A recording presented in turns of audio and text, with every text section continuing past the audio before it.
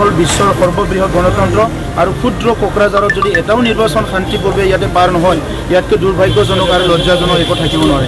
সেইকাৰণে মই চৰকাৰক আহ্বান কৰিছোঁ, পৰ্যাপ্ত পৰিমাণৰ ইয়াত ছিকিউৰিটি ফ'ৰ্চেছ মোতায়েন কৰিব লাগে। বাউকুংগ্ৰী, বনৰগাঁও আৰু দেৱৰগাঁও এই সমষ্টিত আৰু কচুগাঁও ভাইলেঞ্চ কৰি আছে, দিব লাগে, নহ'লে অহাকালি কোনো মানে স্বচ্ছ আৰু নিকা ভোট দিবলৈ নোৱাৰিব। আৰু মই ৰাইজক আহ্বান কৰিছোঁ, এই ভাইলেঞ্চে শেষ ভাইলেঞ্চ হওক।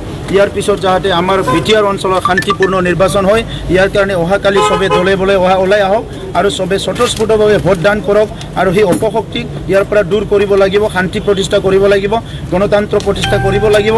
প্ৰশাসনক অহাকালিলৈকে টাইম দিয়া হৈছে, অহাকালি নিৰ্বাচন আছে, নিৰ্বাচন সুকলমে হৈ যাওক। ইয়াৰ পিছতো যদি কোনো একশ্যন লোৱা নহয়, তাৰপিছত আমি নিজে হাংগাৰ ষ্ট্ৰাইক আৰম্ভ কৰিম। যিহেতু বাউকুংগ্ৰী সমষ্টিত এজন মহিলাৰ গাড়ীত কেনেকৈ আক্ৰমণ কৰিব পাৰিলে তেওঁলোকে?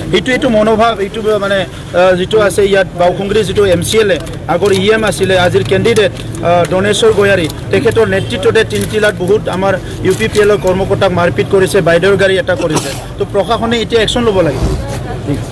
ধন্যবাদ প্ৰমোদ বড়ো ডাঙৰীয়া, এনেকৈ তেখেতে মন্তব্য কৰিলে।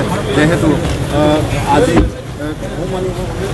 UPPL প্ৰমোদ বড়ো ডাঙৰীয়া আৰু কৰ্মী আছে, দলৰ কৰ্মী আছে, আক্ৰমণ চলাইছে। এইটোকে তেওঁলোকে দাবী কৰিছে যে প্ৰশাসনে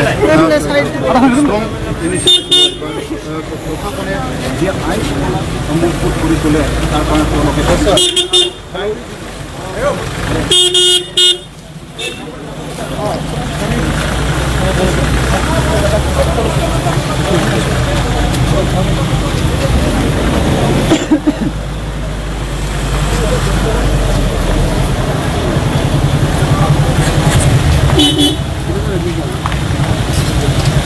जो ना ऐसा करे आगे के लिए हो